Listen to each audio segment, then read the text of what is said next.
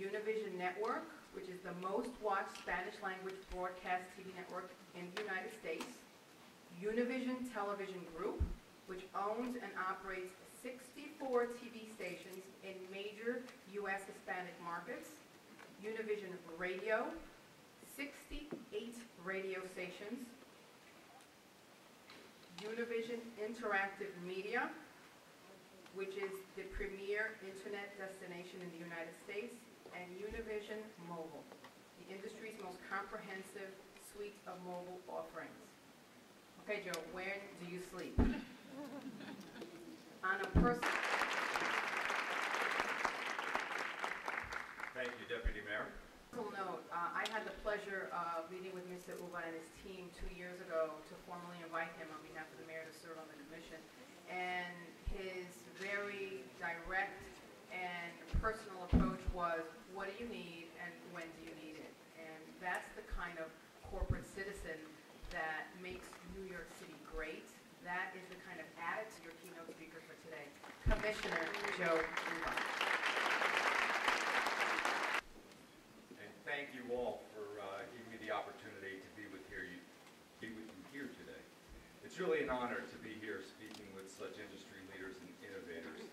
And I'd like to congratulate the Latin Media and Entertainment Commission, Latinvision, Deputy Mayor, Mayor Bloomberg, for recognizing the important contributions of Latin media. Thank you. Now, before I start my formal remarks, I wanted to share with you an experience I had the other night that truly was the first time it ever happened to me in my life, and maybe it's happened to you before. I was at a cocktail reception here in Manhattan with some very distinguished members of the New York community, and some of you in this room I recall seeing there. And the host of the event wanted to introduce me to someone, so he walks me across the room, and he says, I'd like you to meet the head of Univision. And without missing a beat, the gentleman puts his hand out and says, Cesar Conde, what a pleasure to meet you. Now, for those of you who know Cesar Conde or have seen his picture, other than the fact that we're roughly the same height, we look nothing alike. I felt bad that here he is 35, looking like a guy almost 55. On the other hand, class was half full for me that he mistook me for a guy who was 35 years old. But it was truly a great case of mistaken identity. Well, today we come together to discuss some of the revolutionary changes that are shaping the future of the media industry in general and in Latin media in particular. These changes are truly sweeping.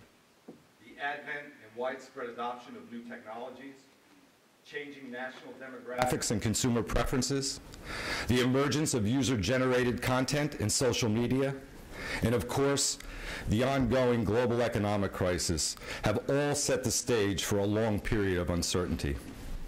We're at a turning point, and in these moments, there are opportunities to be seized and challenges to be met.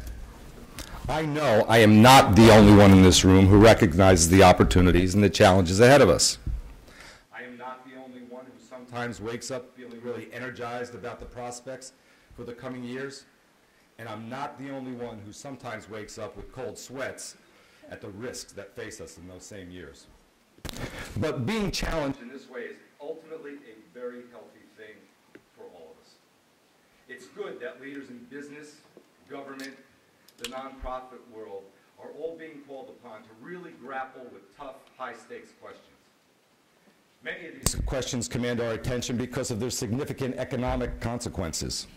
But it is equally important that we not lose sight of the broader implications of the work we do and the enormous responsibilities we share as part of the rapidly evolving media industry.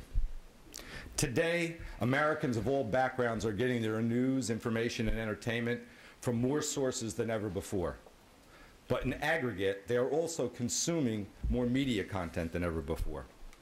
Today, a typical American might watch a few minutes of television in the morning, listen to radio on their way to and from work, read an article on their mobile device while they're in the elevator, or browse the web throughout the day and then watch more TV when they get home at night. This is also the case with Hispanic audiences. Naturally, this consumption of media will shape a person's perspectives and influence their behavior. When a person is bombarded by media that is bellicose, angry, intolerant, and sensationalist, it's natural that people's thinking will follow that downward path. Just as surely, when a person is exposed to media that is thoughtful, open-minded, and uplifting, that too can shape the perspective.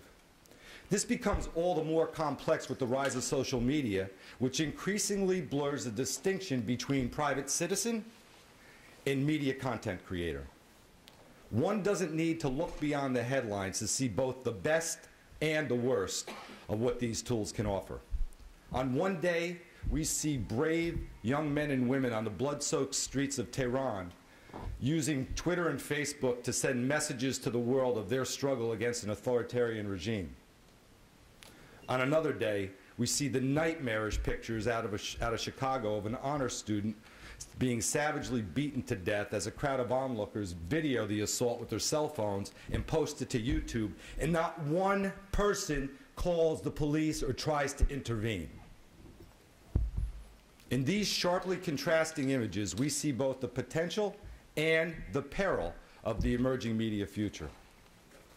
At its best, these extraordinary new tools can be the most powerful driver of empowerment and positive change since the creation of the printing press. When everybody has the tools of a journalist and broadcaster, then politicians can be kept more honest, traditional news media can be made more alert, and yes, even CEOs can be held more accountable to their stakeholders.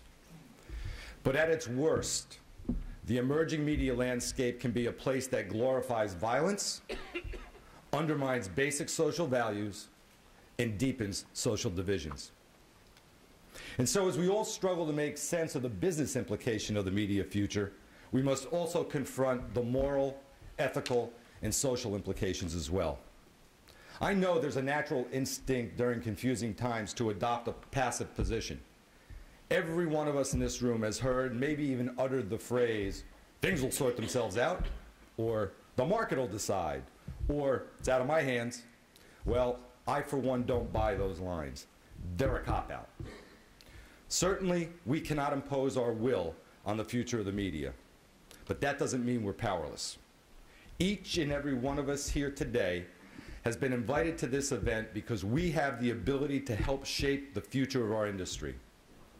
And that is an opportunity that we must embrace with all of our energy, passion, and commitment. Nowhere is the opportunity greater than in the Latin media. The Hispanic community is defined by its dynamism. Our customers, the tens and millions of Hispanic families who consume the media that our industry creates, are going to play a decisive role in the nation's future.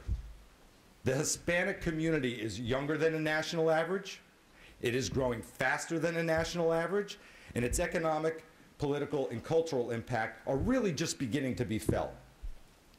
It follows that the content that we in the Latin media provide to the communities we serve is going to have an outsized impact, not just on the future of Hispanic America, but on the entire country.